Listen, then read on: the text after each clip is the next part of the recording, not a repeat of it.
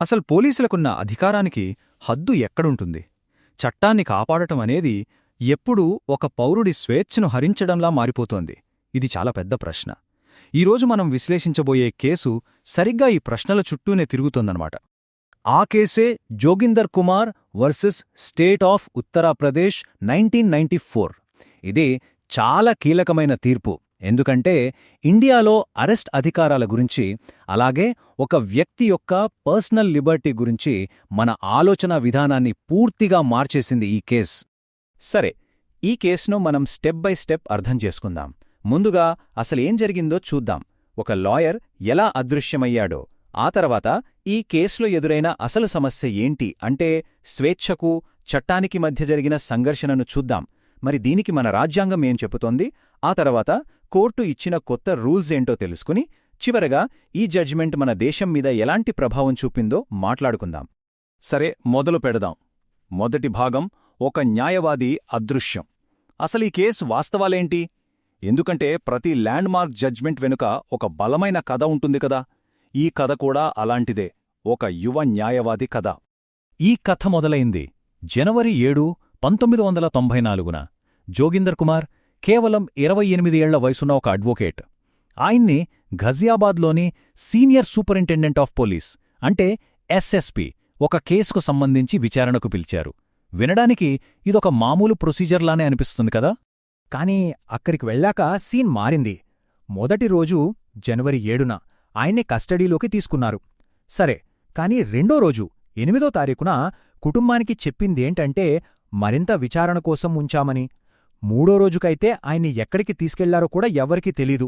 ఇక 5వ రోజొచ్చేసరికి అంటే జనవరి 11న వాళ్ల కుటుంబానికి భయమేసింది. వెంటనే సుప్రీంకోర్టులో హేబియస్ కార్పస్ పిటిషన్ వేశారు. అంటే మా మనిషిని అక్రమంగా నిర్బంధించారు, అతన్ని మా ముందు ప్రవేశపెట్టండి అని కోర్టుని కోరడమనమాట. 5 రోజులపాటు ఒక వ్యక్తి కనిపించకుండా పోతే మరి పోలీసుల వర్షనేంతో తెలుసా? వాళ్లు కోర్టులో ఏమన్నారంటే, మేము జోగిందర్ కుమార్ని అరెస్ట్ చెయ్యనేలేదు, కొన్ని కిడ్నాప్ కేసుల్ని సాల్వ్ చేయడంలో ఆయన హెల్ప్ తీసుకుంటున్నాం అంతే అని చెప్పారు.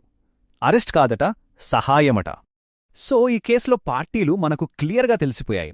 ఒకవైపు పిటిషనర్ జోగిందర్ కుమార్ తన ఫండమెంటల్ రైట్స్ కోసం పోరాడుతున్నారు. మరోవైపు ఉత్తరప్రదేశ్ ప్రభుత్వం, వాళ్ల పోలీస్ డిపార్ట్మెంట్, వాళ్లు చేసిన పనిని సమర్థించుకుంటున్నారు. సరే, ఈ వాస్తవాలన్నీ మనల్ని కేసులో ఉన్న అసలైన సమస్య దగ్గరికి తీసుకెళ్తున్నాయి. రెండవ విభాగం, స్వేచ్ఛ వర్సెస్ చట్టం. ఇక్కడ పాయింట్ కేవలం ఒక వ్యక్తిని అన్యాయంగా నిర్బంధించడం మాత్రమే కాదు, ఇది మన మొత్తం న్యాయ వ్యవస్థ పునాదులనే ప్రశ్నించేంత పెద్ద ఇష్యూ. ఇప్పుడు చూడండి, కోర్టు ముందు ఒక పెద్ద డైలమా ఉంది.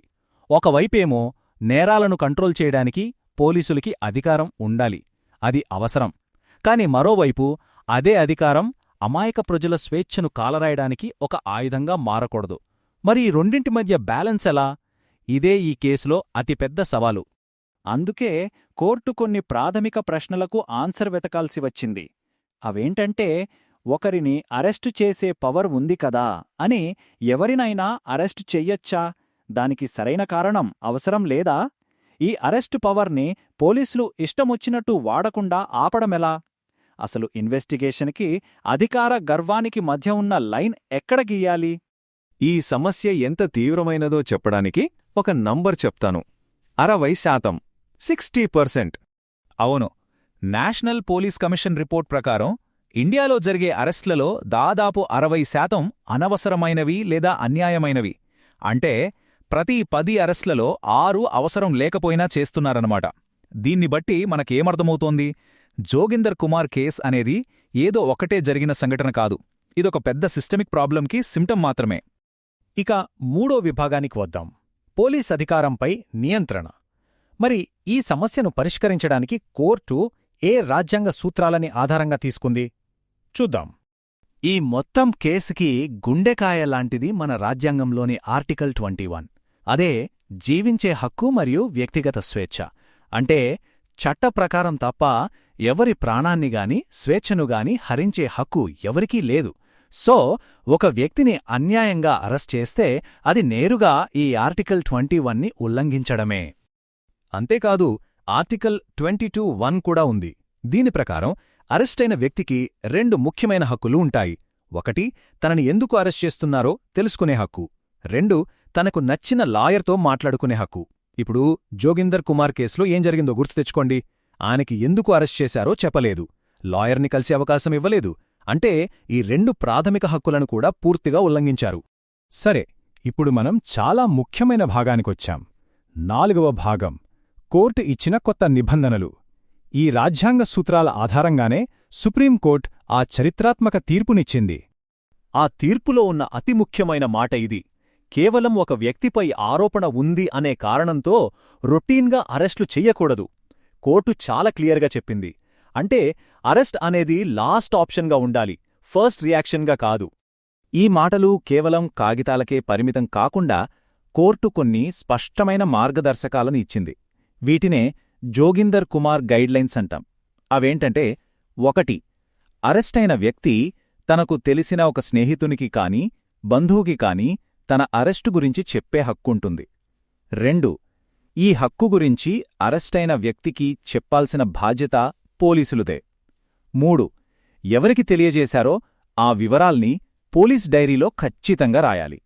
4, ఈ రూల్సన్నీ పాటిస్తున్నారో లేదో మెజిస్ట్రేట్ చెక్ చేయాలి. 5, అసలు ఆ వ్యక్తిని ఎందుకు అరెస్టు చెయ్యాల్సి వచ్చిందో కారణాలను కేస్ డైరీలో పోలీసులు రికార్డ్ చేయాలి. ఈ 5 పాయింట్లు చాలా ముఖ్యం. ఇక్కడ మనం గుర్తుంచుకోవాల్సిన విషయమేంటంటే, ఈ నిబంధనలను కోర్టు కొత్తగా సృష్టించలేదు. ఇవి ఆర్టికల్ 21, 22(1)లో ఉన్న మన ప్రాథమిక హక్కులలో అంతర్భాగమే అని కోర్టు స్పష్టం చేసింది. అంటే ఇవి కేవలం సూచనలు కాదు, రాజ్యాంగబద్ధమైన ఆదేశాలన్నమాట. చివరగా 5వ విభాగానికి వద్దాం. ఈ తీర్పు యొక్క వారసత్వమేంటి? ఒక దేశానికి ఇది ఎలా కొలమానంగా మారింది? సో ఈ మొత్తం కేసు నుంచి మనం నేర్చుకోవాల్సిన అసలు విషయం ఒకటే: అరెస్ట్ చేసే అధికారం ఉందని అరెస్ట్ చెయ్యకూడదు. ఒక వ్యక్తిని అరెస్ట్ చెయ్యాలంటే పోలీసులకు కేవలం అనుమానం ఉంటే సరిపోదు. ఆ అరెస్ట్ దర్యాప్తుకి ఎందుకు అవసరమనేదానికి వాళ్ల దగ్గర బలమైన కారణాలుండాలి. కోర్టు దీన్నే సహేతుకమైన సంతృప్తి అంది. ఆ సంతృప్తి కలిగినప్పుడే అరెస్ట్ చెయ్యాలి. ప్రాక్టికల్గా చూస్తే ఈ గైడ్లైన్స్ చాలా పెద్ద మార్పు తీసుకొచ్చాయి. అరెస్టు గురించి కుటుంబానికి చెప్పడం, అన్ని విషయాల్లో పారదర్శకత పాటించటం తప్పనిసరి చేయటం వల్ల కోర్టు ఒక రక్షణ కవచాన్ని ఏర్పాటు చేసింది. దీనివల్ల అనుమానితులో పోలీస్ కస్టడీలో మాయమైపోయే ప్రమాదం చాలా వరకు తగ్గింది. ఈ విశ్లేషణను ఆ తీర్పులో కోర్టు చెప్పిన ఒక అద్భుతమైన మాటతో ముగిద్దాం.